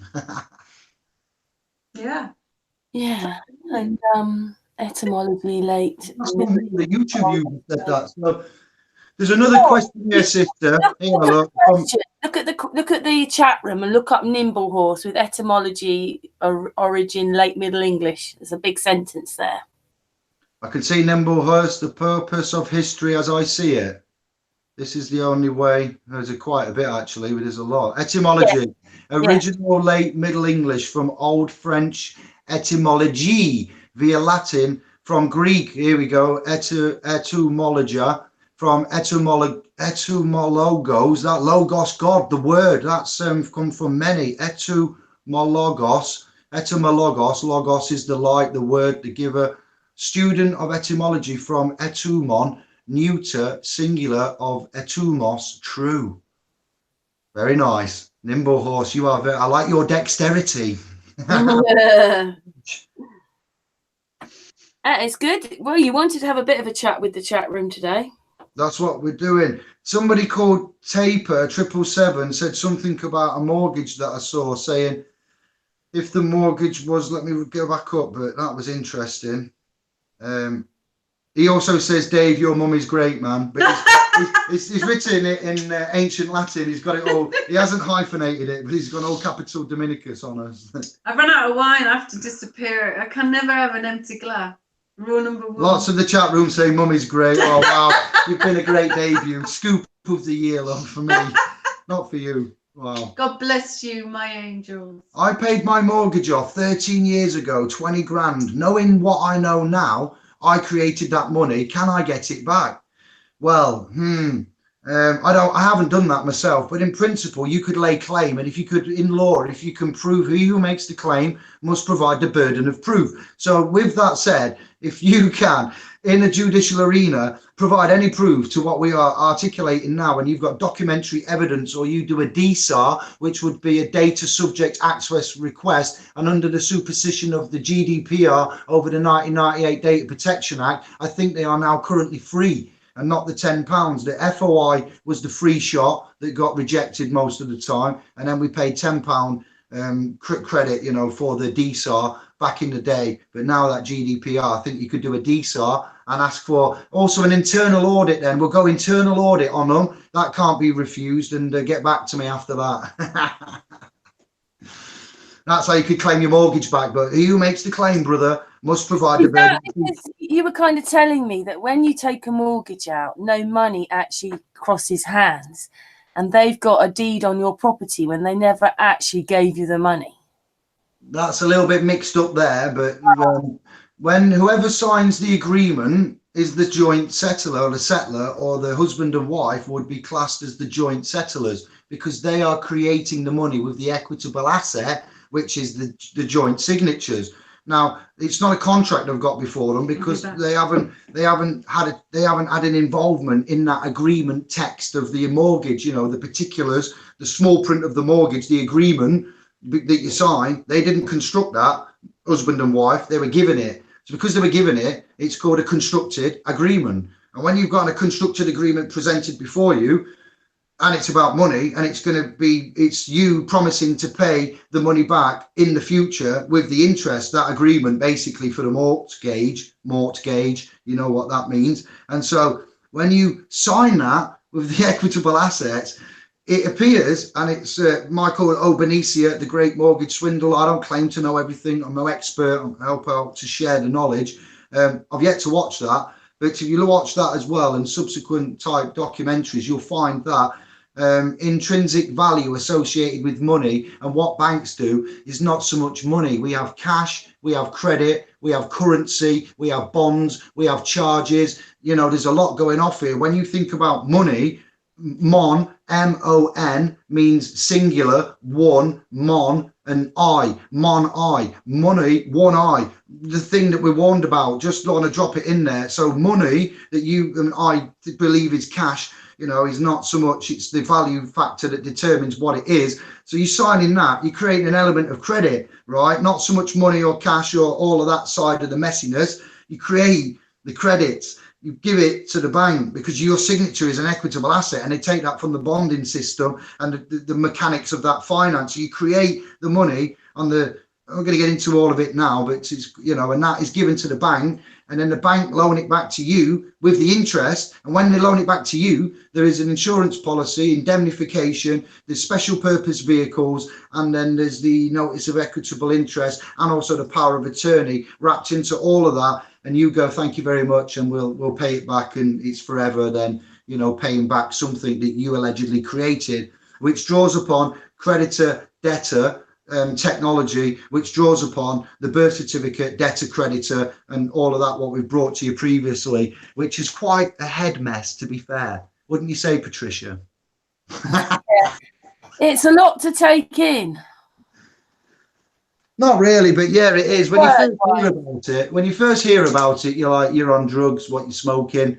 No, banks wouldn't do that. But when you learn about the Smithsonian's, is it, and the Smiths, and how gold was stored, and how money, credit notes, and that originally started, and how intrinsic value it is applied, and you learn about the Gold Insolvency Acts, and we can back this up now, and it's like, hang on a minute, they're talking the truth. They're actually bang on. We're all bankrupt and we're all in debt. So why are we running around worrying that we can't pay bills? If we're all bankrupt, we're all in debt. And lest we not forget, on this day of Advent and so forth, and Yuletide or Christmas, Jesus, he died for man's debt. He didn't die for man's sin. He died for man's debt. So therefore, you know, I said before, this is why I'm saying it again, that Jesus died for our sins, and someone has corrected me, and I'm happy that they did.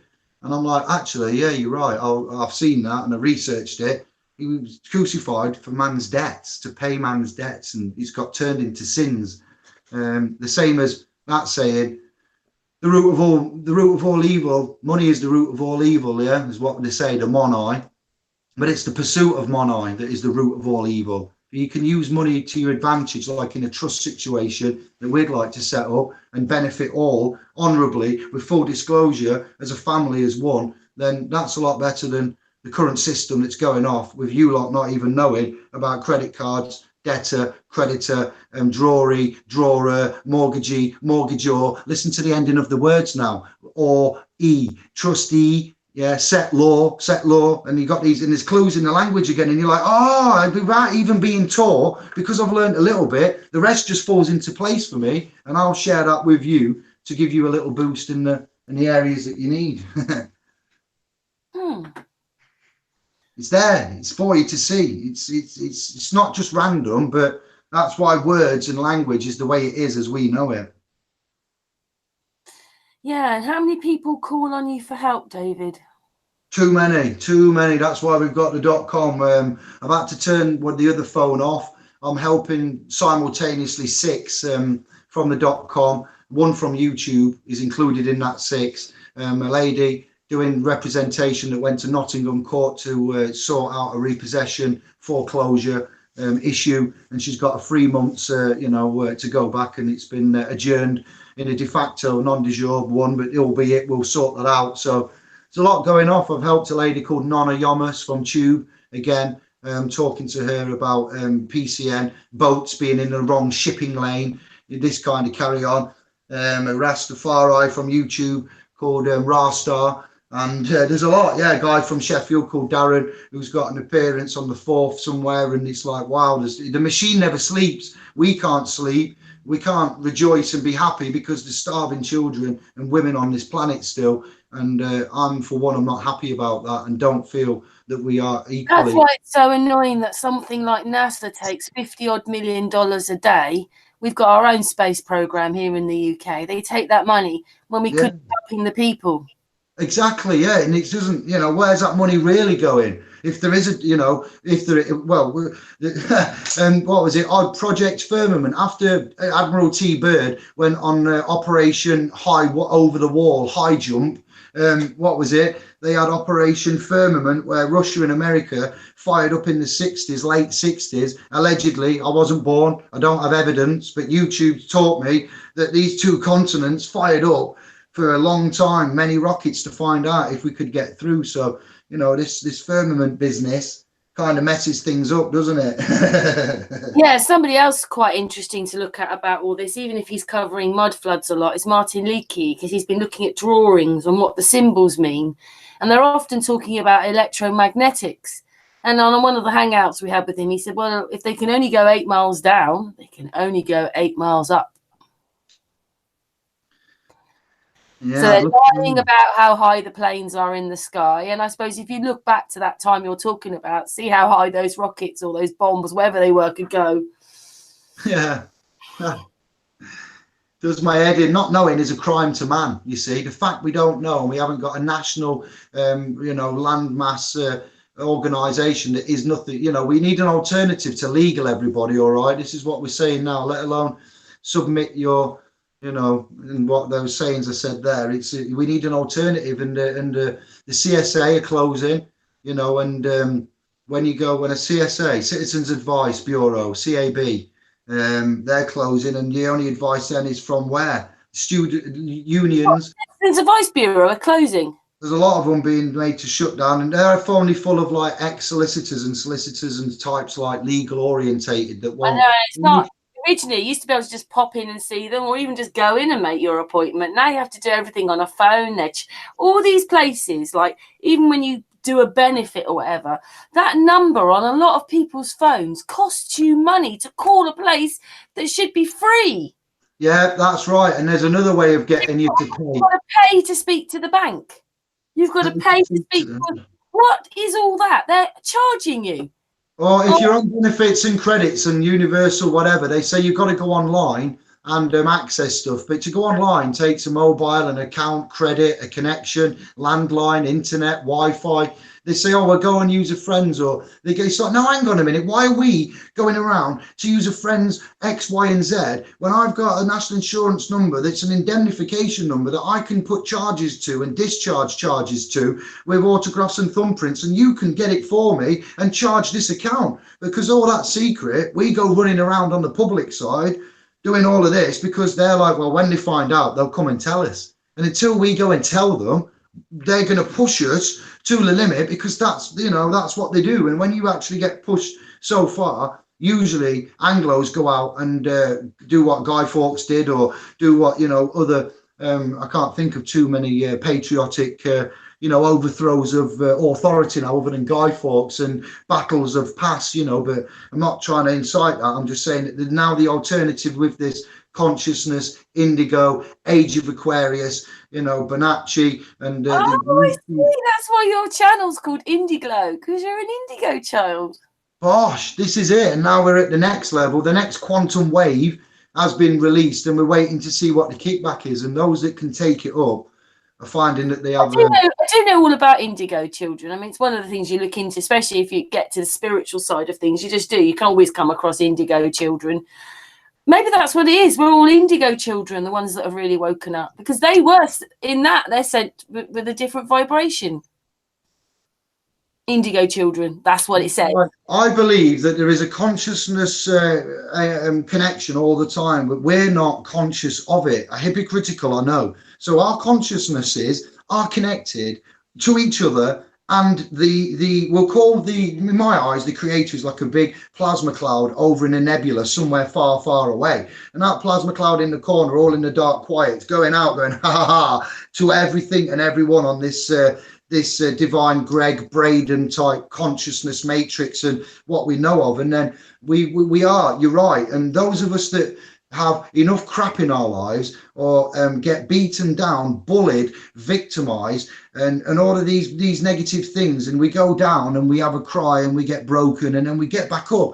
When we get back up, there's something cognitively that makes you fight rather than the flight mode and stay down, and you then get back up with an increased strength and vibration. That saying, what doesn't kill you makes you stronger, is because every time you have a battle in your life, as I see it, and you win that, or you fight against it and you win and you triumph, you get a little boost, and you get like a little time extend on an old arcade game. You go past the finish line with them and get more time, and so you get rewarded for it. And this system of ours that we're in is that we're all picking out our faults and our differences, when we have more in common than we could ever know, and we could understand a lot more if we gave each other more time, love and support. And this cloud nebula, creator, Lord, prime core directive, whatever you want to call it, because there is something of that effect here, is experiencing good and bad, like, in all of us through it. And what we allow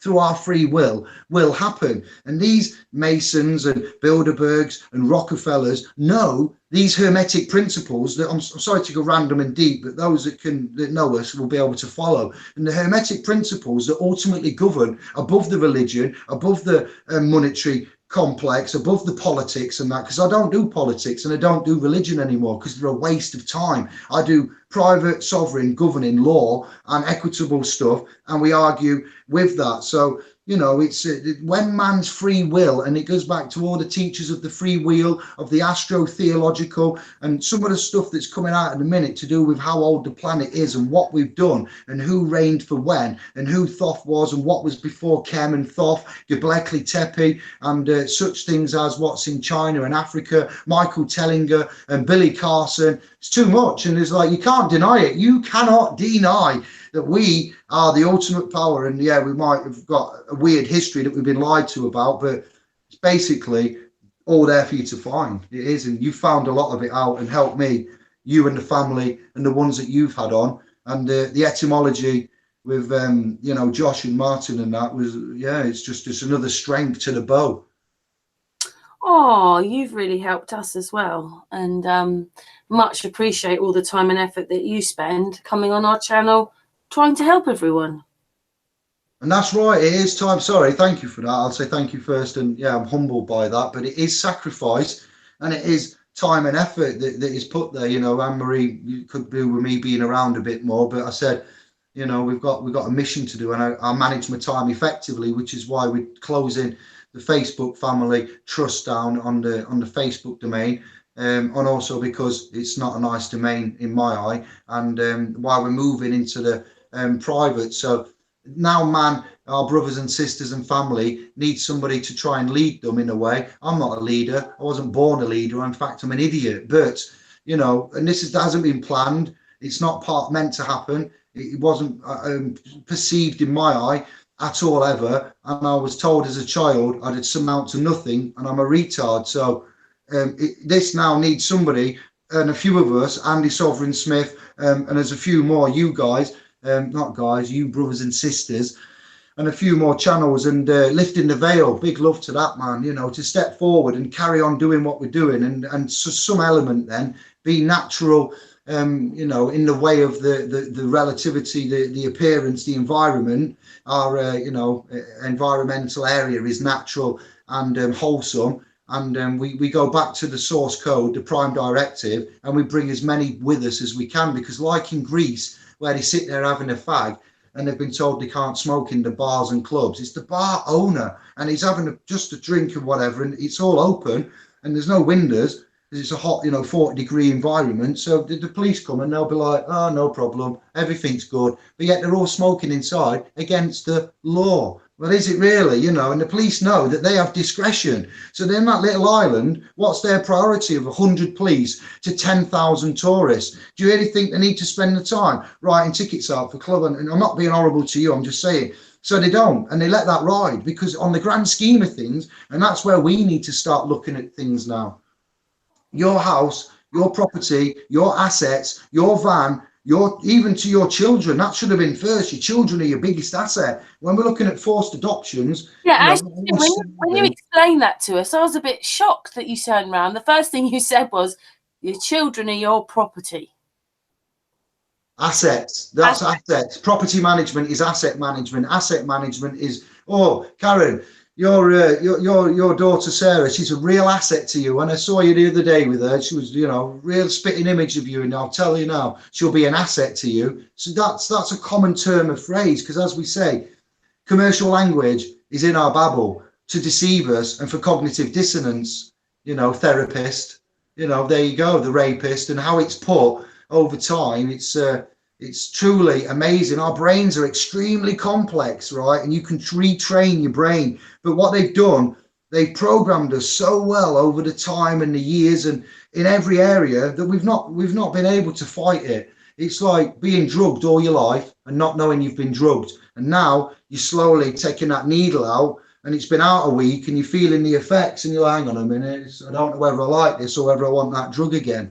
It's not nice at all. It's not fair. We don't enjoy what we do, because everyone that comes to us is under attack, vulnerable, upset, needy, at a court judicial stage, and there's a lot of pressure, a lot of expectations, and we need help, and we need others to take this forward with us. You know, we're not trying to run it ourselves. There's no ego, but there is a .com, and there is Patreon I've done, and there is a dedicated YouTube channel, SPL's Pro, amongst Indi. So we can all link up and chat and do whatever in the next year. We've got a lot to do. We've got a lot of ideas, and you can email me at david@splspro.com, and I'll get back to you within 2 weeks on average. We've been going for nearly 2 hours. Do you think that's enough for today?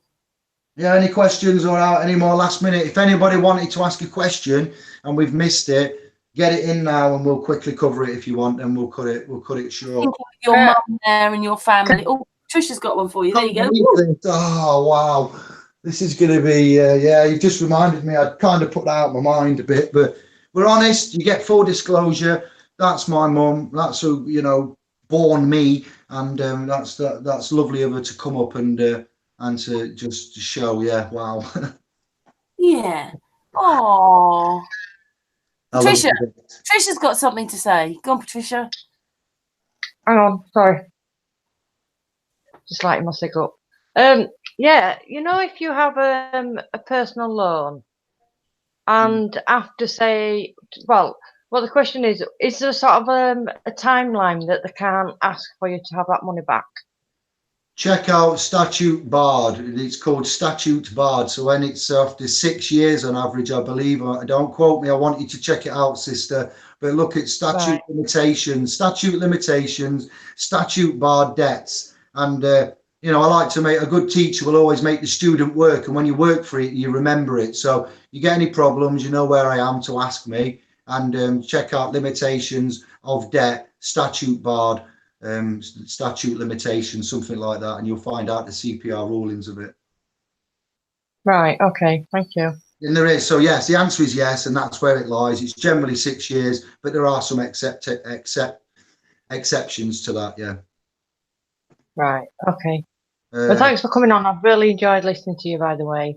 I love it. I love you guys. Thank you very much. I'm very appreciative of you and your subscribers and the family. Great show, great hosts and chat. Happy New Year, everybody from Super Leeds. Hey, so I just had to go and drop the dog out into the kitchen because, yeah, she probably wants to go out, but I didn't have enough time for that, so I just dumped her in the kitchen. Can you ask David? Super Leeds. Go on, sorry. I'm just saying, Super Leeds. That's where I was born. Leeds. I was born in Leeds, so yeah, cool. Hey, Leeds, a lot of Masonic buildings. Like a lot of Masonic buildings in Leeds. I'm not making a claim, but I went round there DJing a few times and shopping, and I noticed a few little symbols. All right, Leeds, look up Leeds. Look at your buildings in the city centres and around and about, not just the grand Masonic lodges. Oh, I look for the Leeds Masonic Lodge. Look where that is. And there's a lot. Sorry, I am a Mason, son of May. That's my connection. So I do interest in these. I know you have. And also it says, can you ask David? There was a question there. It's gone now. I think they've edited it.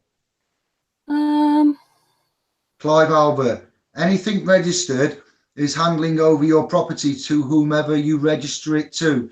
Record, not register. Right, no. When you register, you are changing the trust correction. So anybody who holds legal title cannot be entitled to equitable title. All right, because you can't be trustee and settlor. You know, trustee, beneficiary, settlor. There's different positions in the trust. So where you've said register, handling over your property, you're not handling. So when your mum and dad registered to the bondsman, the general register at the office, the general registry office, and the bondsman accepts the claim of right, he's registering the event there, and he's making a record in a book, a log entry in that book to say that the mum and dad are present on that day and are registering the child, the asset, property with the monarchy, the state, the bondsman. Now that bondsman takes the property and he accepts a allodial title. That's the king position, settlor. Now he's got the title. That's a title transformation. So it's not so much the registration is handing over your property. It's the title that changes. You are correct in a way, but let me explain. And so then you become legal trustee of the property, legally, like the V5 registration and the registration of your blood, your asset, the same thing. You're now legally responsible for them and liable. And then the title of ownership, because you and the wife had intercourse and she carried it around for 9 months and born it and has ultimate rights. The mum is the vessel, the ship, and she gives birth to the cargo under the UCC integration. Sorry, but that's the way they see it. I'm not saying it's right. So that's how the ship gives birth to the product. The product gets registered, which is the asset to you, product to them. They claim that, give you the legal title. They've got the other title, same as V5. You've got the allodial title, then you get the paper, you put all the details on of you and sign it with equitable signature, because it's not your asset, because you're not using it with your thumbprints. You are going, it's okay, and giving them the authority from the fiction. The dead one, the living one is used to mediate. So enough of using me to mediate as a dead man. That's not happening, you see. So the transfer of titles happens there, and that is register, registrar, register, again with the beginning of words. Look at all of them, use your etymology, have a look at Reggie and Regina. I nearly said it again. Regina Elizabeth, right? The monarchy, Reggie. Registration comes from, ultimately, the top kingpin word would be Regina, and the monarchy and the archons that have orchestrated this with their arcs and monarchs. And wow, yeah, lifting the veil. I can't say we need lifting the veil somehow. I need to get hold of him, but archons, orchestrating, archetypes, architect, matrix, architect's design. It's all in there, and that's how they've done this. So that's your register. Record is to give to the sea. So when you record something, it's an admiralty terminology. When you register, it's given to the monarchy and the land and the state. There you go. Check out that. Don't take my word for it, please. I accept no liability, brothers and sisters. Anything Any else? questions? Anything else you want to say, David? No, I'm going to have a hangout with my mum privately that will be planned and not random like that. So I'm glad that you received her well, and that was a surprise. It's a true honour to have, you know, the blessing of my mum in some ways after her 20 years at Derby Uni and what she did and what she knows. And she helps me out with the ADR, alternative dispute resolution. So to those low lives, I've had to kind of do this. I told my mum we were going to do a hangout and she was prepared for one, but she's kind of like surprised me, as you've seen. But there are claims being made about me stealing work, copying work, and X, Y, and Z.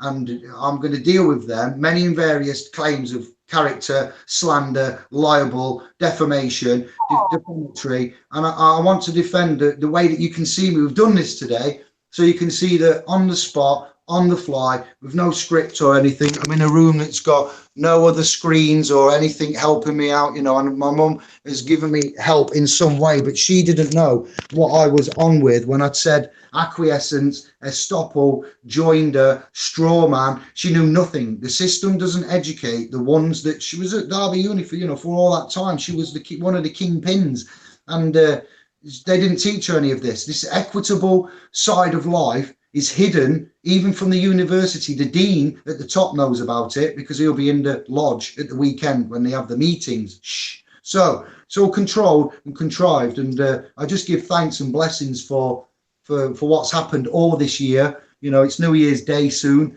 and you know, we're going to have a hangout about all of this privately, well, publicly, but later, and it's going to be structured so I can outline a bit more about what we're doing and give the channel, telling your subscribers that Indi will be going live in the next 48 hours again, and we'll do something similar as well. Cool. Indigo channel, you mean? Am I on as Indi now? I am, aren't I? Yeah.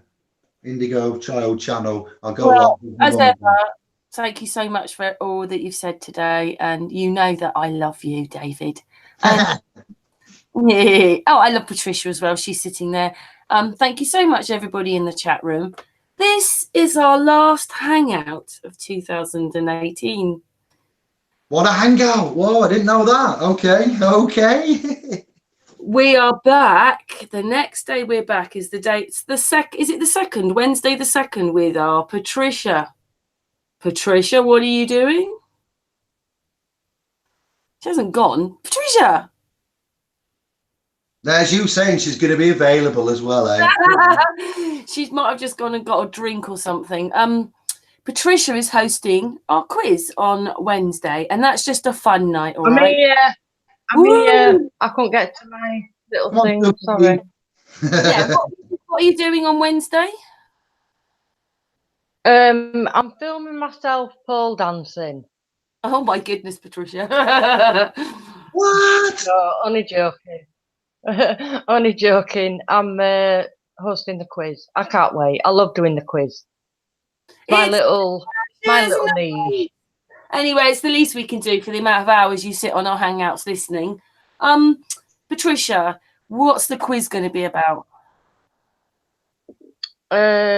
Music.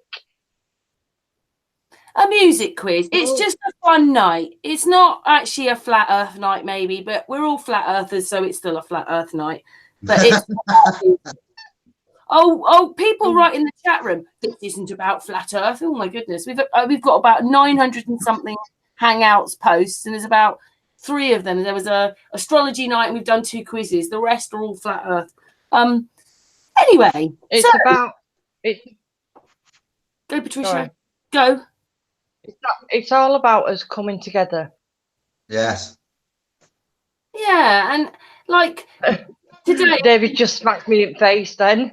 Today has been, even though David loves it and it's his niche and his subject, it's still a very deep subject, isn't it, David? The law and sovereign, you know, and as much as we absolutely appreciate everything you do, Patricia's this night is a completely different night, which we've got to be different as well, haven't we? But when is this?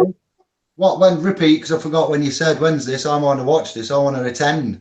I am Dynamic Dave. I'm going to bring Dynamic Dave to the quiz. It's Wednesday the 2nd of December. Oh, January. 2019. Patricia's hosting this quiz. So all you need to do is write your answers in the chat room, and it's just a fun night. After my first day back in voluntary servitude, that will be a welcome. Yeah, I will see. Yeah, thank you. Yeah, as long as Patricia doesn't pick the hardest ones, because some people have said they are the hardest quiz questions ever. Patricia. I don't write the questions. I just copy them off somebody's page. But I'm going to, because I've got a greatest hits book. If I can find it somewhere in my packed up bedroom, I'm going to try and grab that out, and I'm going to do maybe a few questions of my own. And I haven't actually looked for any questions yet, so. And just a very quick one to say what things are like. I always have to do this because I did a quiz and I didn't know this, but often when you don't know something and you're given the answer, you know, you never forget it. What's a herd of donkeys called? Does anybody know what a herd of donkeys is called? Acid. I've got it etched on my brain, Karen. I know you have. Sorry, Patricia. It's all right. I'll let you off. Any idea? It's called a baron. A baron of donkeys. You'll never forget that. Yes, Mr. Mensa put arse and arse is a baron. I mean, I didn't even know that, but then you never forget. But on that note, it's a very merry Flatmas New Year to everybody in the chat room. Thank you so much for supporting our group and being here and being on our hangouts. Thank you to all the guests we've had, and much love to David and Patricia chat room. See you next year. Arigato. Love you all. Much love.